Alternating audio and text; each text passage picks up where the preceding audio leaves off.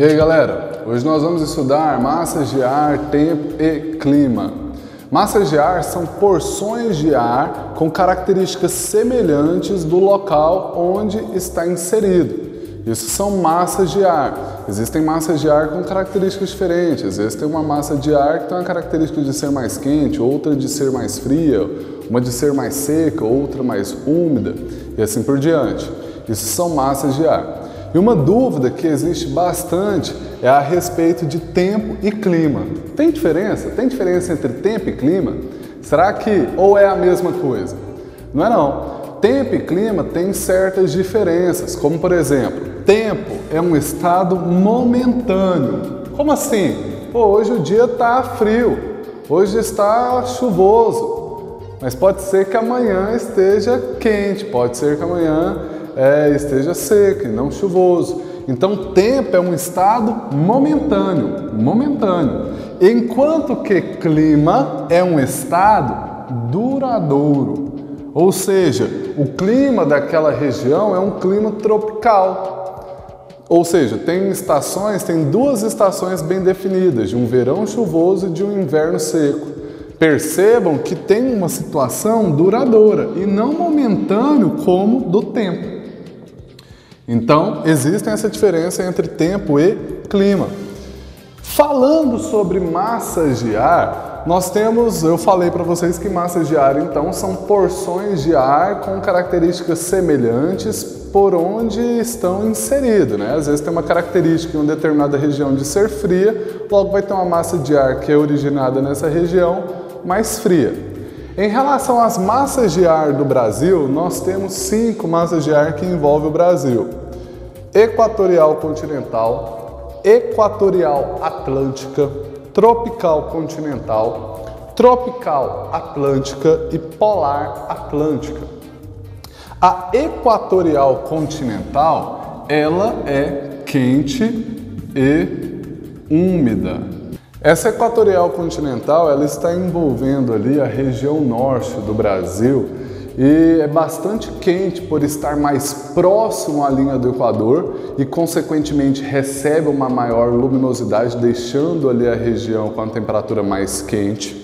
E úmida, por quê? Porque aquela região ali, a região norte do Brasil, tem uma grande quantidade tem uma floresta extremamente densa, uma grande quantidade de rios, o que deixa a região com a maior umidade. Nós temos a massa equatorial atlântica, que também é uma massa quente e úmida, envolvendo mais a parte do litoral do Brasil, essa massa equatorial atlântica. Mais a parte do litoral do Brasil, mais próxima ali à linha do Equador. A massa tropical continental, ela tem uma característica de ser quente e seca. Quente e seca. Ela é originada em uma região que é chamada de Chaco e ela acaba passando ali por áreas que são mais secas e tem essa característica de, por ser numa área ali mais central, pega uma área mais central do Brasil, ela tem a característica de ser quente e também seca. Essa é a massa tropical continental. Tem a massa tropical atlântica, que é quente e úmida. Quente e úmida, envolvendo também mais uma parte litoral do Brasil. Mas é claro, pessoal, que essas massas de ar tem aquelas áreas em que ela está envolvendo mais, uma massa de ar está mais presente em uma determinada área, mas ela, em contrapartida, essa massa de ar, ela está constantemente se movimentando. Ela avança por uma determinada região, deixando uma região mais úmida, ou deixando uma região mais seca, ou levando uma característica mais fria, ou levando uma característica mais quente. A massa de ar, ela tem essa função. E nós temos a outra massa de ar aqui que envolve o Brasil, mas basicamente na porção sul do país, que é a massa polar atlântica. Essa massa polar atlântica, ela tem origem na região Antártida e ela envolve o Brasil na porção sul, tendo uma característica de ser fria, né? Frio e úmida. Massa polar atlântica. Então, sobre aquilo que eu disse para vocês, a massa de ar ela está nesse deslocamento. Essa massa de ar ela pode se deslocar partindo de uma região em direção a outra região e levando as suas características da região que ela surgiu. Por exemplo, a massa polar atlântica é um fenômeno raro, mas pode acontecer. A massa polar atlântica, que ela é a maior área de incidência no Brasil é na região sul, ela pode inclusive adentrar a região norte do país. Isso é um fenômeno que é chamado de friagem, abaixando a temperatura na região norte. Por quê? Porque vai levar uma característica da massa de ar de ser mais fria. Então essas massas de ar elas estão se deslocando pela superfície, né? Elas estão se deslocando aí por toda a nossa área, a área aí do nosso planeta, e no caso em questão nós estamos falando da área aqui brasileira. Essas massas de ar elas vão se deslocando e consequentemente levando características de um local a outro local. Nós temos aqui então, pessoal, foi falado a respeito da friagem e tem também a respeito de massa de ar, duas palavras aqui extremamente, na verdade uma palavra importante com características diferentes, a chamada frente fria e frente quente, né? As chamadas frentes. Extremamente importante isso aqui, eu coloquei logo abaixo da polar atlântica, mas não é um outro assunto. Nós temos aqui as chamadas frentes, porque normalmente nós escutamos falar, quando é falado de massa de ar, que está chegando uma frente fria ou tem uma frente quente. O que é essa palavra chamada de frente? Na verdade, frente ela vai ser uma área de transição da massa de ar. Quando uma massa quente está avançando por uma massa fria, recebe o nome de frente quente. Quando é o contrário, é uma massa fria que está avançando sobre uma massa quente, recebe o nome de frente fria. Ok? A respeito dos climas do Brasil, nós temos aqui os climas principais que envolvem o Brasil, nós temos o clima equatorial. O clima equatorial tem a característica de ser quente e úmido. Envolve a região norte do Brasil e apresenta essa característica de ter ali uma temperatura bastante quente e uma presença de uma forte umidade, em decorrência ali da grande vegetação, da floresta amazônica, da grande quantidade de rios. Tanto é que existem assim, algumas brincadeiras em relação à região norte devido à grande quantidade de chuvas que tem. Pelo fato de chover constantemente, quando, por exemplo, uma pessoa convida a outra para sair, a outra responde, mas nós vamos antes ou depois da chuva? Né? Por conta da grande quantidade de chuvas que tem ali na região. O clima tropical, e boa parte do nosso país pertence ao clima tropical. Esse clima, inclusive músicas foram feitas em decorrência aí do clima do Brasil, né? Moro num país tropical, abençoado por Deus. Então assim, o clima tropical, ele apresenta uma característica de ter ali duas estações, olha só, duas estações definidas. Tem duas estações definidas. O clima tropical. O clima tropical tem duas estações definidas. Uma é o verão chuvoso. Verão chuvoso. E a outra é o inverno seco. Inverno seco. O clima tropical apresenta essa característica aí do verão chuvoso e inverno seco. Inclusive tem uma vegetação que é adaptada ao clima tropical, que eu vou mostrar logo mais aqui em relação às formações vegetais que tem em relação ao clima. O clima tropical, por exemplo, tem uma vegetação do tipo tropófila. Essa vegetação do tipo tropófila é uma vegetação que é adaptada a uma estação mais seca e a outra estação mais chuvosa. Tem um clima semiárido. Em relação ao clima semiárido, que envolve, por exemplo, a área do sertão nordestino, apresenta uma característica esse clima semiárido de ser quente e seco. Bastante quente e seco. O clima semiárido apresenta essa característica, é muito quente e seco. Tanto é que tem ali espécies vegetais que são adaptadas a áreas extremamente secas ali do sertão nordestino. Tem, por exemplo, a presença ali das cactáceas, né? Uma vegetação que é mais adaptada a esse clima mais seco. Nós temos também presente aqui o clima subtropical, que envolve mais a região sul do país. O clima subtropical apresenta uma característica de ter chuvas constantes. Não necessariamente como o clima equatorial, que apresenta chuva em abundância. O clima subtropical tem ali uma quantidade de chuvas que ela é praticamente constante o ano inteiro.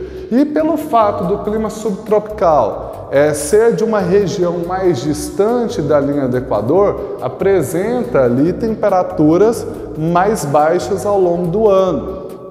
E tem aqui o clima subtropical uma amplitude térmica maior, porque quando pega a época do inverno, a temperatura abaixa bastante, e na época do verão já tem uma temperatura bem maior. Então a oscilação de temperatura é maior, logo existe uma amplitude térmica maior aqui no clima subtropical. Clima e as formações vegetais. Será que as formações vegetais elas podem ser influenciadas pelo clima de uma determinada região? Sim. Exemplo disso, nós podemos citar o clima tropical e a parte do cerrado. Clima tropical e a parte do cerrado. O cerrado apresenta ali uma característica, tem a sua vegetação de ser adaptada a uma época mais seca e uma época mais chuvosa, que é uma característica do clima tropical, de apresentar verão chuvoso e inverno seco. Se nós pensarmos também na floresta amazônica, que está pertencente ao clima equatorial. A floresta amazônica é uma floresta com árvores de porte grande, né? Árvores de grande porte, folhas extremamente largas e, consequentemente, é uma vegetação adaptada a um clima que é mais quente e bastante úmido, permitindo essa condição à floresta. No clima subtropical, por exemplo, existem algumas áreas de pinheiro no clima subtropical que têm folhas mais finas, que são adaptadas a uma condição da temperatura mais baixa.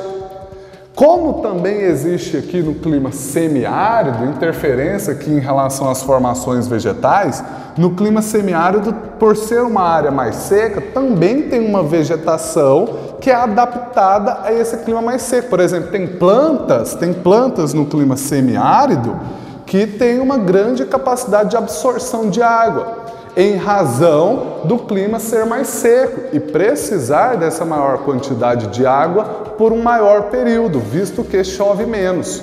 Então existe sim uma interferência forte do clima em relação às formações vegetais. As formações vegetais são bastante influenciadas por o clima de uma determinada região. E esse clima tem a capacidade de influenciar, por exemplo, o modo de vida das pessoas? Com certeza. Vamos citar um exemplo.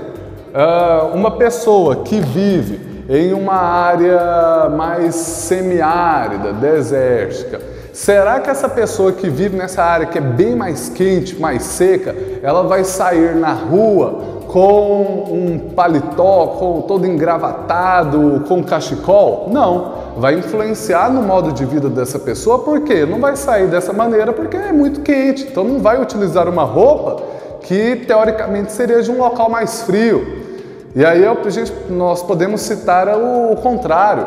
né? Uma pessoa que vive em um local mais frio, utilizando uma bermuda, um chinelo, saindo com a camiseta cavada, num local que está ali uma temperatura até mesmo abaixo de zero. A pessoa ela não vai querer fazer isso, né? Então influencia o modo de vida das pessoas, as próprias construções, né? As casas. Tem casas que são feitas em alguns locais desérticos que nem telhado tem, em decorrência para tentar ter uma temperatura mais amena ali naquele local deserto, para não armazenar mais o calor naquela casa, né? E em razão também de chover menos, então acaba nem tendo telhado. É um outro exemplo.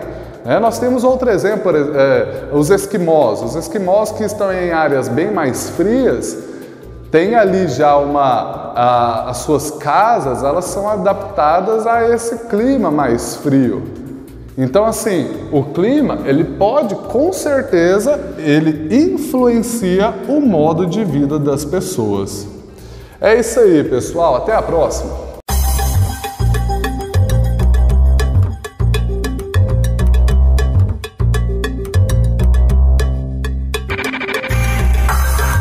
Esse fenômeno recebe o nome de friagem. Quando acontece essa friagem, é porque a massa polar atlântica, em casos mais raros, conseguiu adentrar a região norte do país, diminuindo a temperatura naquela região. Mas não chega a ser uma diminuição de temperatura considerável, por estar essa região localizada próxima à linha do Equador, sabendo que os raios solares incidem lá com maior força. Então diminui a temperatura, mas não tão expressiva assim.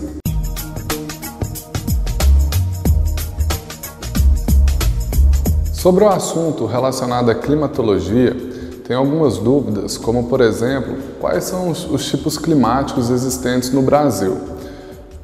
Podemos citar aqui para caracterizar o clima da região Nordeste e o clima da região Sul.